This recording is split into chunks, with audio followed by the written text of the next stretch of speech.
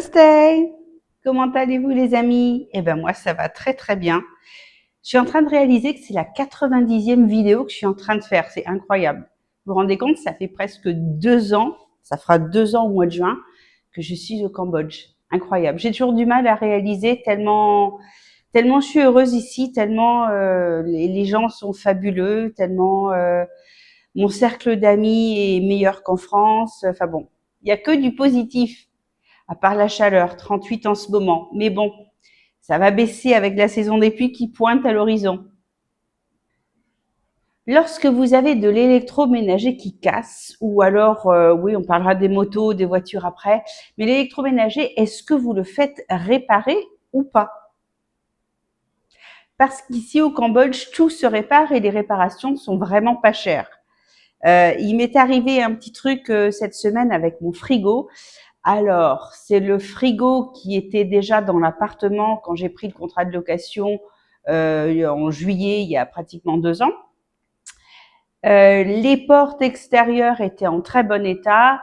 L'intérieur, les portes, les étagères de la porte du frigo étaient en plastique fissuré. Donc, j'ai déjà mis du scotch rien qu'à la base. Tout allait bien. Et il y a à peu près un mois, mes aliments ont commencé dans le frigo, pas dans le congélateur, à congeler. Donc, j'ai dégivré 2 fois tout, voir si ça s'arrangeait, et non. Les thermostats étaient au minimum. Donc, bon, j'ai demandé au propriétaire s'il pouvait envoyer un réparateur. Alors là, c'est là qu'on commence à rigoler. Le réparateur arrive, tard le soir, hein, il est venu à 8h, 8h30, avec 2 assistants, 0 outil, les assistants sur leur téléphone, histoire de changer un peu. Il a ouvert, il a regardé, il a poussé la température minimum, maximum et remis au minimum comme c'était déjà. Et il m'a dit, si ça marche pas, vous me rappelez. Bon, évidemment, le lendemain, je l'ai rappelé. Il est revenu cette fois-ci avec un seul assistant et il avait une espèce de pince. C'est tout. Il n'y avait même pas de caisse à outils, il n'y avait pas de thermomètre, il n'y avait rien. Cette fois-ci, il a vidé mon congélateur, il a ouvert l'arrière du congélateur. Je crois qu'il a rien touché. Il a remis et il m'a dit, si demain ça marche pas, vous me rappelez. Bon, je suis pas quelqu'un de très patient, mais depuis que je suis au Cambodge, je deviens patiente. Mais là, quand même, ça me congèle mes aliments, c'est dangereux. J'ai pas envie de m'intoxiquer et j'ai perdu aussi quelques trucs. Bon, c'est pas grave, c'est pas dramatique, mais quand même, ça fait pas plaisir et j'aime pas le gaspillage. Donc, j'envoie un message au propriétaire en lui disant, vu qu'apparemment il n'arrive pas à le réparer, est-ce que je peux en avoir un nouveau? Vous voulez voir la tronche du nouveau? Regardez. Et donc, voici le frigo qui m'a amené. Alors, on voit pas bien, mais en fait, il a même plus de couleur. Enfin, ici, on voit la couleur originale avant qu'ils enlèvent l'autocollant. Il est jaune, il est marron, il est dégueulasse. Il y a de la rouille.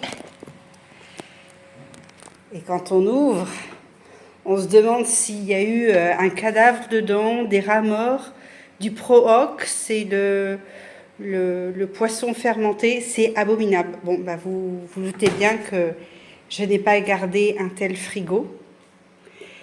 Les joints sont complètement, je ne sais même pas comment on pourrait décrire, ils sont collés, ils sont... Enfin bon, j'ai pas envie d'être empoisonnée et puis j'ai pas envie de vomir rien qu'à ouvrir et à sentir l'odeur. Bon, voilà le nom du réparateur, ne l'appelez surtout pas.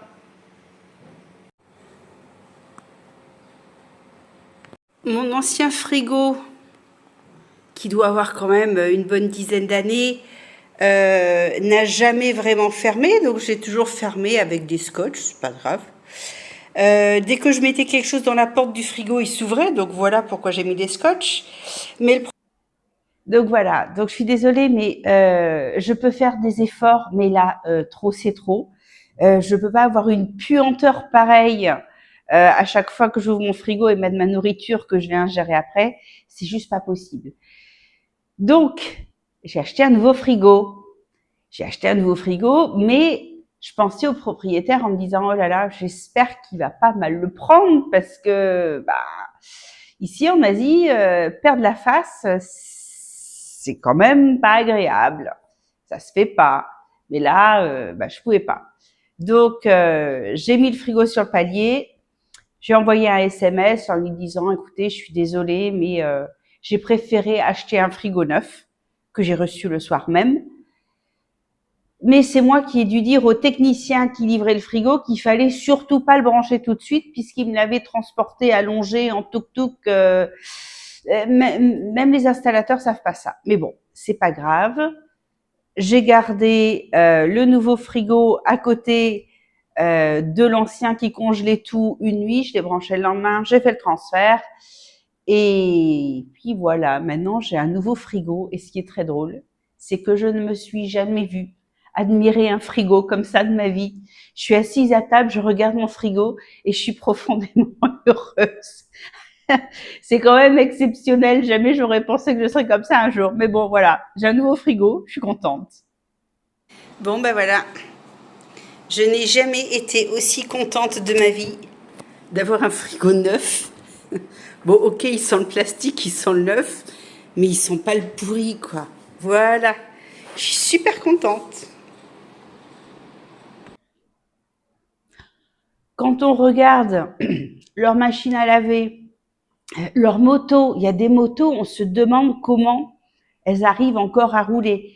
Ils réparent tout. Et le pire, c'est que les pièces de rechange ne coûtent rien. Après, vous me direz, ils ne jettent rien non plus. Si toutefois une moto n'est plus réparable, ils vont essayer de sauver les quelques pièces qu'ils peuvent récupérer. Donc vraiment, ils font très attention. Les frigos, c'est peut-être un peu trop technique. Hein. Frigoriste en France, c'est un métier.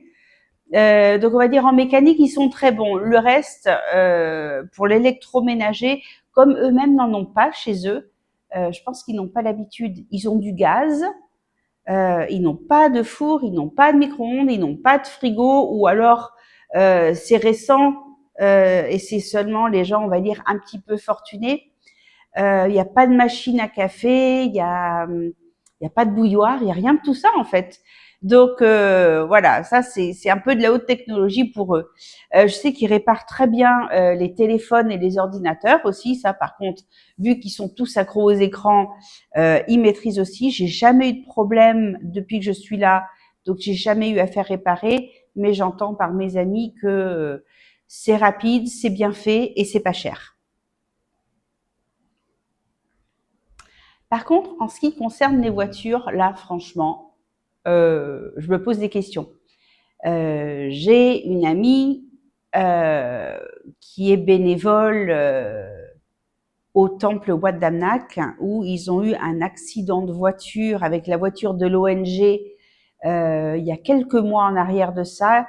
Ils revenaient de la campagne un soir et il y a une personne complètement ivre sur une moto qui leur est rentrée dedans et a traversé le pare-brise. Donc la voiture était franchement dans un piteux état. Quand elle a vu la voiture, elle s'est dit que la voiture était pas réparable tellement elle était abîmée. Elle est rentrée chez elle en Australie, elle est revenue 3 mois plus tard et elle m'a dit, mon Dieu, c'est une catastrophe. La voiture, elle est impeccable, donc il répare tout.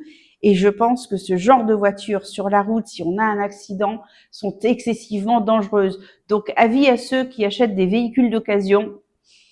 Moi, franchement, bon, vous me direz, en tuk-tuk, j'ai des risques aussi, mais c'est pas la même vitesse, c'est des tout petits trajets en ville, sauf pour aller au temple, c'est plus loin. Mais ouais, les véhicules tout refaits comme ça, et puis c'est incroyable, ils le font vite et ils le font bien. On voit vraiment pas que la voiture a pu être endommagée avant. La peinture impeccable, mieux que chez nous. Mieux que chez nous parce que combien de fois j'ai dû faire repeindre juste un petit coin de pare-choc et tout. L'esthétique, de loin, ça allait, mais de près, on voyait que le grain de la peinture n'était pas le même ici. Non, c'est impeccable. Bon, dites-moi si vous faites réparer l'électroménager chez vous facilement ou si tout simplement vous changez. Moi, je sais que le frigo que j'avais en France, avait pratiquement 20 ans, il n'était jamais tombé en panne. Si un frigo de 20 ans était tombé en panne, je crois que je me serais même pas posé la question, je l'aurais remplacé parce que 20 ans, il a quand même fait son temps. Et pour ceux qui se demandent quelle marque c'était un LG, très bonne marque. Et là, j'ai acheté un Samsung qui était un petit peu moins cher qu'un LG parce que j'ai eu les promotions du nouvel an Khmer qui arrive dans 10 jours. Je vous souhaite une excellente semaine et je vous dis à dimanche prochain les amis. Bye bye.